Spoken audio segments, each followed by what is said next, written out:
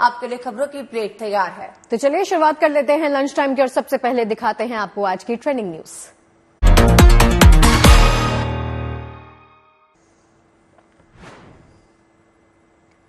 दिल्ली शराब घोटाले में आज संजय सिंह की राउज एवेन्यू कोर्ट में पेशी। सुप्रीम कोर्ट में आम आदमी पार्टी को पक्षकार बनाएगी ईडी। बंगाल में नगर निगम भर्ती घोटाले में ईडी का एक्शन। ममता सरकार के मंत्री के घर छापेमारी। एशियन गेम्स की तीरंदाजी में भारत ने लगाया गोल्ड पर निशाना। महिला तीरंदाजों ने दिलाया 19वां स्वर्ण पदक। आज से अहमदाबाद में क्रिकेट के महाकुंभ का आगाज। पहले दिन इंग्लैंड न्यूजीलैंड की भिड़ंत।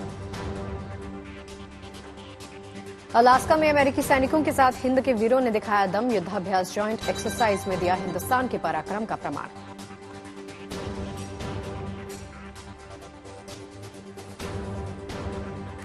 और चलिए लंच टाइम की शुरुआत करते हैं। अलास्का की जमीन इन दिनों हिंदुस्तान की जांबाजी की गवाही दे रही है। हिंद के वीर यहां अमेरिकी सेना के साथ संयुक्त युद्धाभ्यास में पसीना बहा रहे हैं।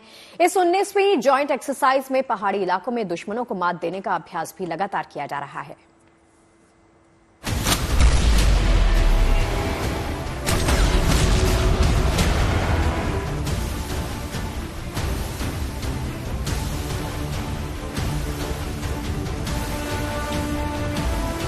सात समंदर पार हिंद के वीरों का दम। अमेरिकी सेना के साथ भारत के जाबाजों का पराक्रम।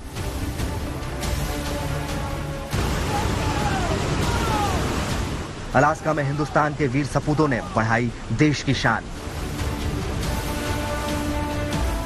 युद्धाभ्यास 2023 बना भारतीय सेना के शौर्य का प्रमाण। दुश्मन जमीन से चुनौती दे या आसमान से, ऊंची पहाड़ियों पर मुकाबला हो या घने जंगलों में, हिंदुस्तान के ये जवान हर मोर्चे पर दुश्मनों को परास्त करने का दम रखते हैं।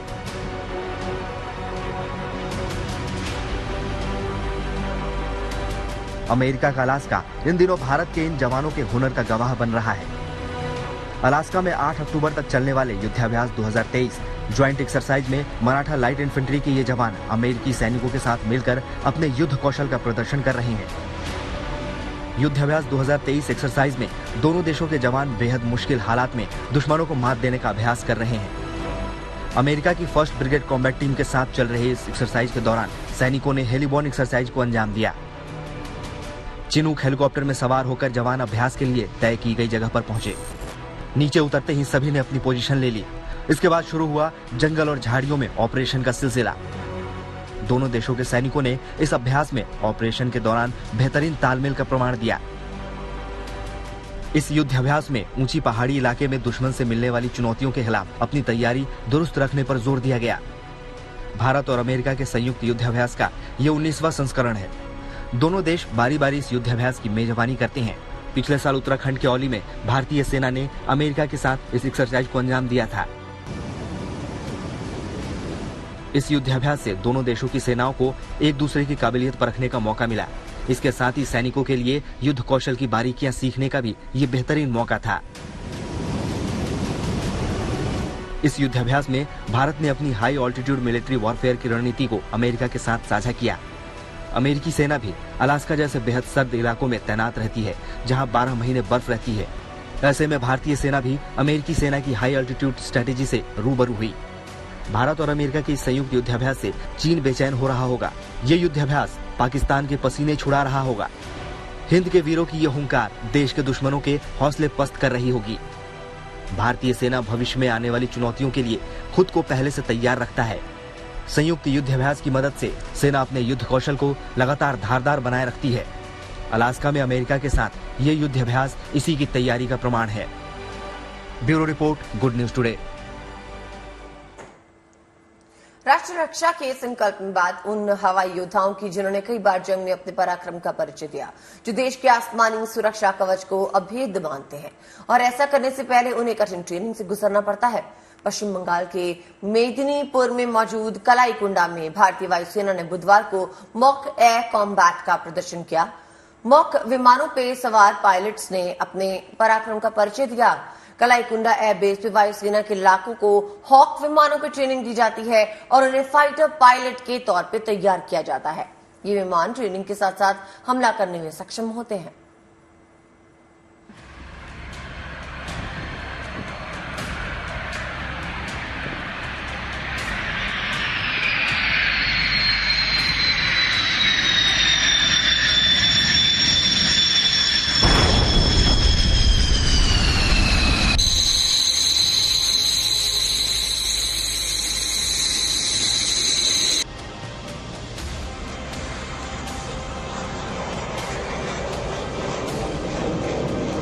मेदिनीपुर के आसमान में ताकत और रफ्तार का ये वो रोमांच है जिसे पायलट पल प्रतिपल महसूस करते हैं।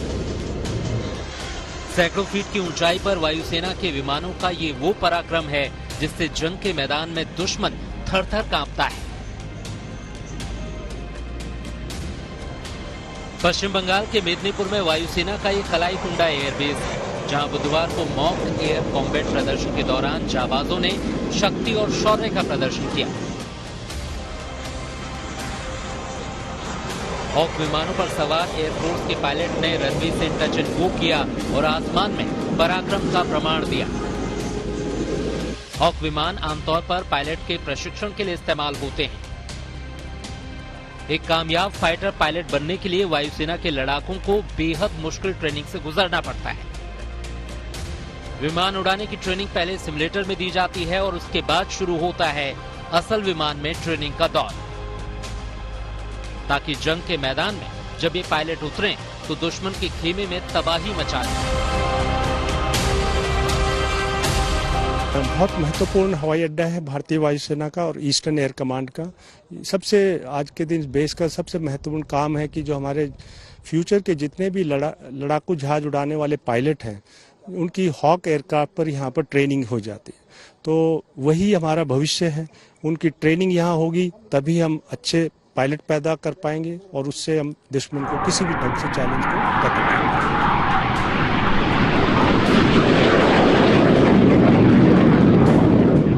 पायलट के प्रशिक्षण के अलावा हॉक विमानों का इस्तेमाल जरूरत पड़ने पर हमले में भी किया जा सकता है, यानी हॉक विमानों का इस्तेमाल जरूरत पड़ने पर हल्के लड़ाकू विमानों के तौर पर किया जा सकता है।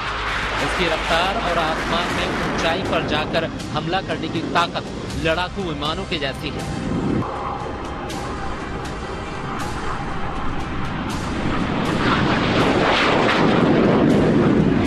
हॉक MK-132 की अधिकतम गति 1028 किलोमीटर प्रति घंटा है। ये एक बार में 2520 किलोमीटर तक उड़ान भर सकता है। ये विमान अधिकतम 13,565 फीट की ऊंचाई तक जा सकता है। ऊंचाई पर जाने की इसकी गति 9,300 फीट प्रति सेकंड है। हॉक MK-132 में 30 mm की एडेन तोप लगी है जो ताबड़तोड़ फायरिंग के लिए जानी जाती है। इसके अलावा इसमें 5 हार्ड पॉइंट्स हैं, यानी 5 जगहों पर advance short range air to air missile लगाई जा सकती है। हॉक MK-132 में 2 अल्तारिक बम लगाए जा सकते हैं। इसके अलावा एक 680 किलोग्राम का सेंट्रल लाइन बम या 2 विंग पायलॉन पर लगाए जाने वाले बम फिट किए जा सकते हैं। के दिन भारतीय वायुसेना धीरे धीरे एक्वायर करती जा रही है।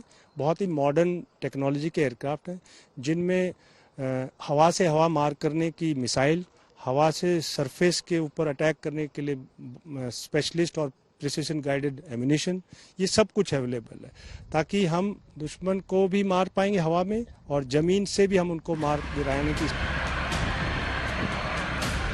कलाईकुंडा पूर्व में भारत का महत्वपूर्ण एयरबेस है। सामरिक लिहाज से ये इसलिए भी अहम है कि यहाँ से नॉर्थ और साउथ दोनों तरफ से दुश्मन के हमले का जवाब तत्काल दिया जा सकता है। पायलट्स की ट्रेनिंग के अलावा यहाँ युद्धाभ्यास भी होता रहता है।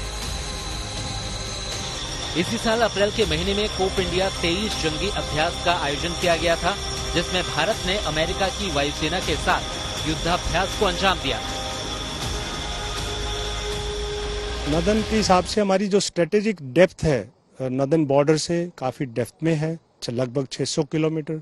तो हम लोग उस नज़रिए से काफ़ी डीप लोकेशन के कारण हम सेफ हैं यहाँ पर। अगर कोई अटैक होगा तो रास्ते में कोई भी एयरक्राफ्ट आएगा तो उसको गिराने में रास्ते में रडार हैं, मिसाइल्स हैं, फाइटर हैं, वो मदद करेंगे। और साउथ की तरफ से अंडमान निकोबार की अगर हमें बात करें तो उसको प्रोटेक्शन करने के लिए ये हवाई अड्डा काफ़ी नज़दीक, सबसे नज़दीक है। तो यहाँ से कोई भी जहाज उड़ के अगर वहाँ कोई खतरा हो तो उसके लिए भी ये बेस बहुत इम्पोर्टेंट। हॉक विमानों का निर्माण हिंदुस्तान एरोनॉटिक्स लिमिटेड करती है। HAL ने अब इससे उन्नत तेजस के लाइट कॉम्बैट एयरक्राफ्ट के ट्विन सीटर ट्रेनर वर्जन का निर्माण किया है, जिसे बुधवार को वायुसेना को सौंप दिया गया। इस ट्विन सीटर वर्जन का इस्तेमाल पायलट्स को ट्रेनिंग देने में किया जाएगा। यानी अब वायुसेना के नए पायलट्स आसमान में उड़ान भरते हुए तेजस की रफ्तार और ताकत को महसूस कर सकेंगे। ये ट्रेनिंग पायलट्स को असल युद्ध जैसे हालात के लिए तैयार करेगी, जिससे जंग के हालात में हमारे हवाई योद्धा दुश्मन के परखच्चे उड़ा सकेंगे। Bureau report, good news today. और भारत मंडपम में 2 दिनों का स्वावलंबन सेमिनार चल रहा है। कल इस सेमिनार की शुरुआत हुई थी, जिसमें पूरी दुनिया भारतीय नौसेना की ताकत देख रही है। आइए आपको सीधे लेकर चलते हैं भारत मंडपम, जहां हमारी संवाददाता अनामिका गौड़ मौजूद हैं। सीधा उनके पास चलते हैं। अनामिका, बताइए और दिखाइए क्या कुछ खास चल रहा है इस सेमिनार में।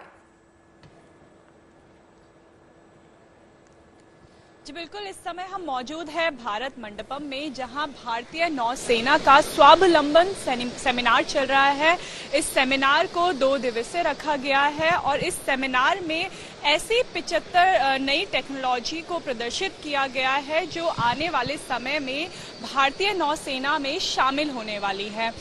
इन सभी टेक्नोलॉजी को प्रदर्शनी के माध्यम से यहाँ पे रखा गया है, ताकि जितने भी लोग हैं वो भारतीय नौसेना में शामिल होने वाली ताकत को देख सके। कल रक्षा मंत्री राजनाथ सिंह भी यहाँ पे आए और आज इस समय भारतीय नौसेना चीफ इस समय यहाँ पे मौजूद है और एक एक करके जितने भी स्टॉल्स हैं उनका जायजा ले रहे हैं।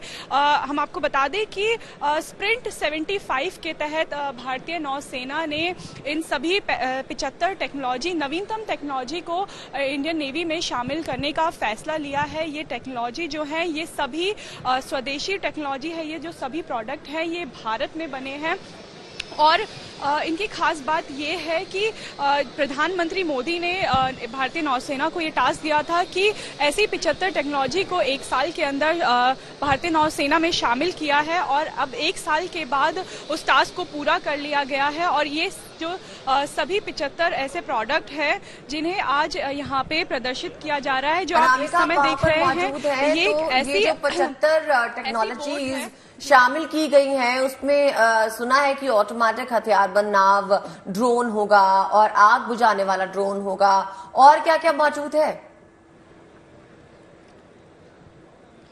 जी बिल्कुल, जो अधिकतर इसमें ड्रोन शामिल हैं जो आगे जाके भारतीय नौसेना में शामिल होंगे, लेकिन जो सबसे महत्वपूर्ण है वो ये बोट है। ये एक्सप्लोजिव डिवाइस है जो रशिया यूक्रेन वॉर में भी शामिल हुआ था और ये जो है पुणे बेस्ड कंपनी ने बनाया है। और इसके बारे में ज्यादा जानकारी हम इनसे लेंगे जिनका ये स्टार्टअप है और जिन्होंने इस प्रोडक्ट को बनाया। अगर आप इसके बारे में थोड़ा बता सकते। हमारी कंपनी का नाम सागर डिफेंस है, हम एक स्टार्टअप है। सो ये प्रोडक्ट है, ये कामाकाजी ड्रोन किसे कहते हैं, सी ड्रोन, जो ये रशिया यूक्रेन वॉर में यूज हो रहा है। इसके अंदर 100 kg का एक्सप्लोजिव पेलोड लगता है और ये दुश्मनी जहाज को जाके टकरा के उसको गिरा सकता है। तो 100 kg का एक्सप्लोजिव, तो ये सुसाइड ड्रोन है जो कि यूटिलाइज किया जाएगा इंडियन नेवी के साथ। तो इंडियन नेवी के लिए हमने इसको बनाया है।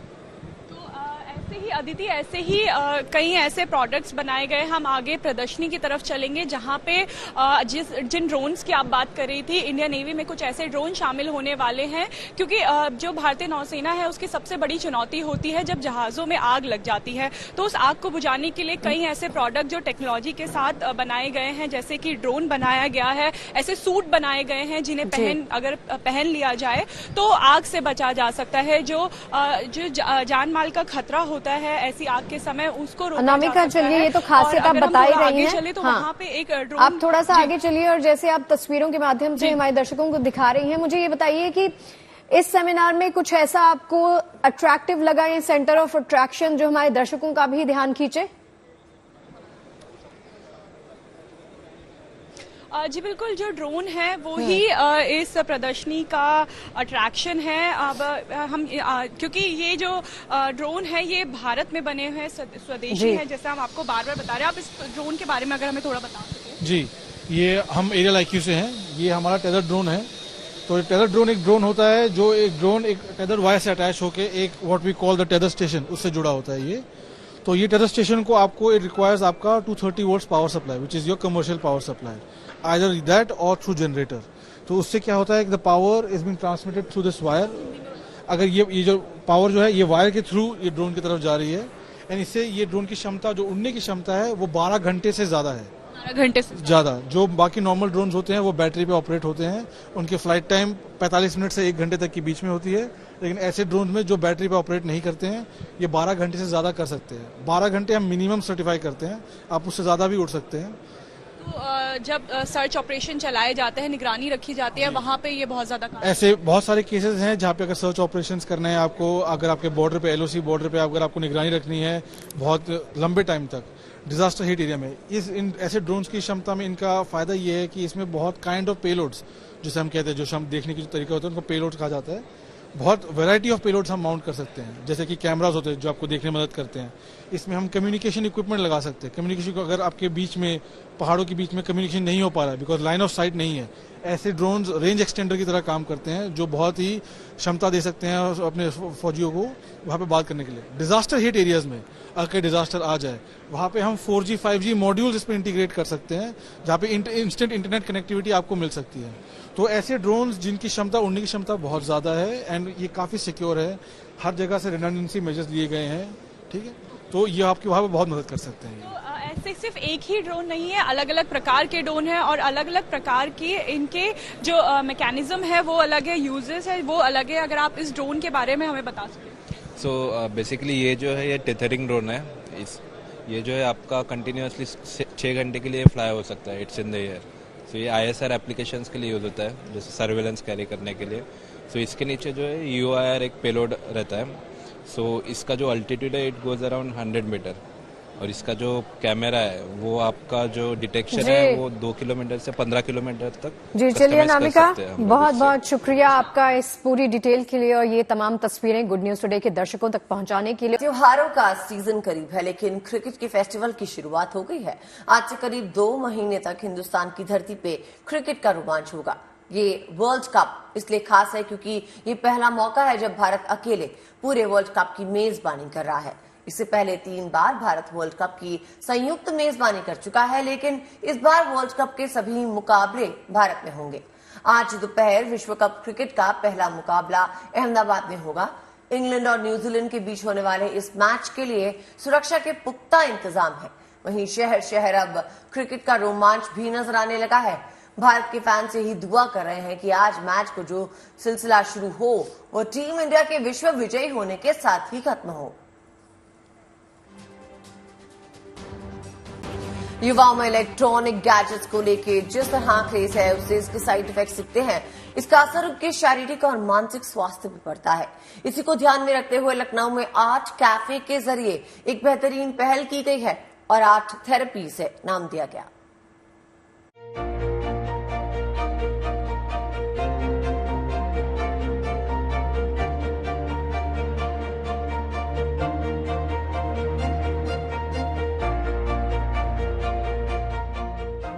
जिंदगी रंगों से भरी है और जिंदगी खुद भी अपने आप में एक रंग है। इसी फलसफे को खूबसूरत एहसास देता है ये आर्ट कैफे, जो किसी थेरेपी की तरह काम कर रहा है।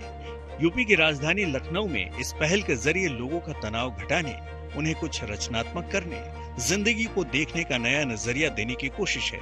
इसकी पहल युवाओं को ध्यान में रखकर की गई है।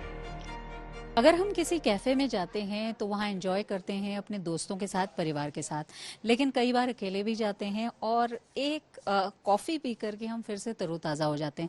लेकिन आर्ट कैफ़े का जो कंसेप्ट है वो ये है कि आप वहाँ जाइए, चाहे अपने दोस्तों के साथ, परिवार के साथ या अकेले, और अगर आप अपने स्ट्रेस को रिलीव करना चाहते हैं तो वहाँ पर आप आर्ट कॉर्नर में पेंटिंग भी कर सकते हैं। इस कैफे में आप जिधर भी निगाह डालेंगे आपको क्रिएटिविटी नजर आएगी, जिसमें कैनवास पर बिखरे रंग नजर आएंगे, बड़ी बात यह है कि हर कोने में आपको कोई न कोई रंग बिखरा नजर आएगा। इस कैफे को आर्ट थेरेपी का दर्जा देने वाली महिमा मानती हैं, आज के दौर में खुद की सोच से उकेरे गए ये रंग और चित्र आपको सुकून देंगे। आजकल का जो यूथ है ना, वो बहुत ज़्यादा फ़ोन यूज़ करता है। जैसे हम भी हैं, तो हम भी बहुत ज़्यादा फ़ोन यूज़ करते हैं, तो हमें दिन भर में बिल्कुल टाइम नहीं होता कि हम अपने लिए थोड़ा सेल्फ टाइम निकाल सकें। तो उस सेल्फ टाइम को निकालने के लिए और अपने आप को खुद में एक चीज़ में बिजी रखने के लिए पर्टिकुलर, और इससे पेंटिंग एक ऐसा थेरेपी है जिससे माइंड रिलैक्स होता है लोगों का। युवाओं के लिए इस कैफे का कॉन्सेप्ट बिल्कुल क्लियर है। कोई कंफ्यूजन हो, कोई टेंशन हो, सीधे आर्ट कैफे आइए। रंगों की ये दुनिया आपके इंतजार में है, जहां आप अपनी पसंद का रंग इस्तेमाल करिए और जिंदगी के उस हिस्से को रंगने की कोशिश करिए जो दिल या दिमाग में खाली हो रहा है। तभी तो यहाँ आने वाले युवा खुश हैं। इसकी दो वजह है, एक तो वो अपना स्ट्रेस कम कर लेते हैं, दूसरा वो जो कुछ भी यहाँ क्रिएट करते हैं उसे अपने साथ ले जाते हैं। ये जो जनरेशन है, हमारा यूथ काफ़ी डिप्रेस्ड है और ये एंजाइटी इश्यूज काफ़ी हो रहे हैं लोगों को। तो आर्ट एंड क्राफ्ट में आप काफ़ी थेरेपेटिक होता है ये सब, एंड स्क्रीन टाइम कम हो जाता है एंड आप काफ़ी इंजॉय कर सकते हो अपने फ्रेंड्स एंड फैमिली के साथ, क्वालिटी टाइम स्पेंड कर सकते हो। जरूरी नहीं है ये रंग कैनवास पर ही उतारे जाएं, इन्हें आप अपने पसंदीदा सामानों पर भी उतार सकते हैं। इलेक्ट्रॉनिक गैजेट्स के दौर में स्ट्रेस घटाने का ये तरीका असरदार है, ऐसा मनोवैज्ञानिक भी मानते हैं। उन्हें लगता है कि ये आत्मविश्वास बढ़ाने जैसा है। मुझे लग रहा है कि जिसका भी आइडिया है बहुत ही वंडरफुल आइडिया है, और स्ट्रेस बस्टिंग का एक बहुत बड़ा तरीका होता है। आर्ट थेरेपी का इस्तेमाल किया जाता है जिसमें उसको फ्री कर दिया जाता है कि अपनी भावनाओं को एक्सप्रेस करे। ये सच है कि युवाओं के लिए चुनौतियां इस दौर में बढ़ी हैं और उससे कभी वो पार पाते हैं, कभी हार जाते हैं। लेकिन जीवन एक कला है जिसमें अलग अलग रंग हैं। जरूरत है हौसले और हिम्मत से फीके पड़ने वाले रंगों को गाढ़ा करने की।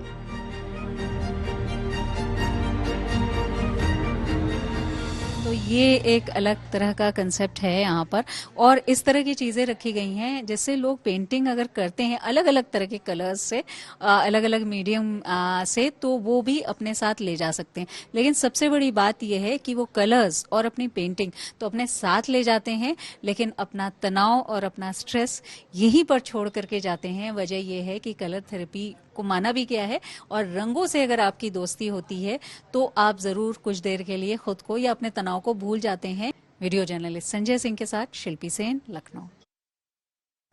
कश्मीर पहुंचने वाले सैलानियों के लिए गुड न्यूज आई है। दरअसल डल झील में वाटर एडवेंचर का एहसास दिलाने के लिए वाटर जोर्बिंग का खास इंतजाम कर दिया गया है। जो यहां आ रहे सैलानी हैं उनको ये काफी पसंद आ रहा है। आप भी देख लीजिए घाटी में शुरू किए गए इन खास वाटर एडवेंचर की खास तस्वीरें।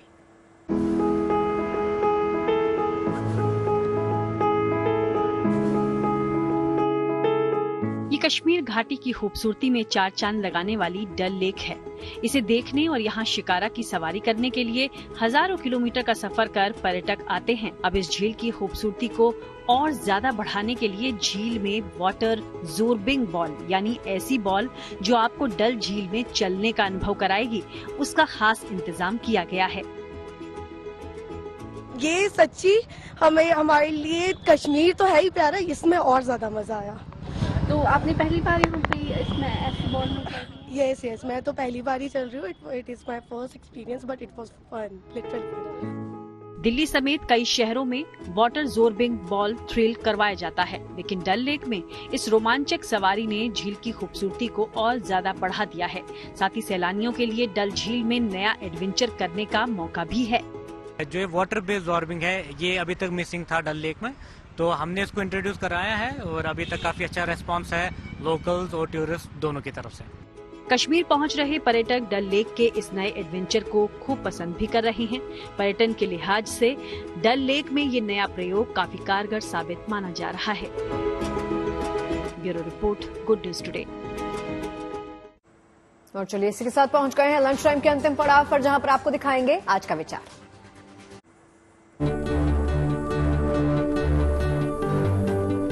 स्वामी विवेकानंद ने कहा है कि जीवन में ज्यादा रिश्ते होना जरूरी नहीं, लेकिन जो रिश्ते हैं उनमें जीवन होना जरूरी है।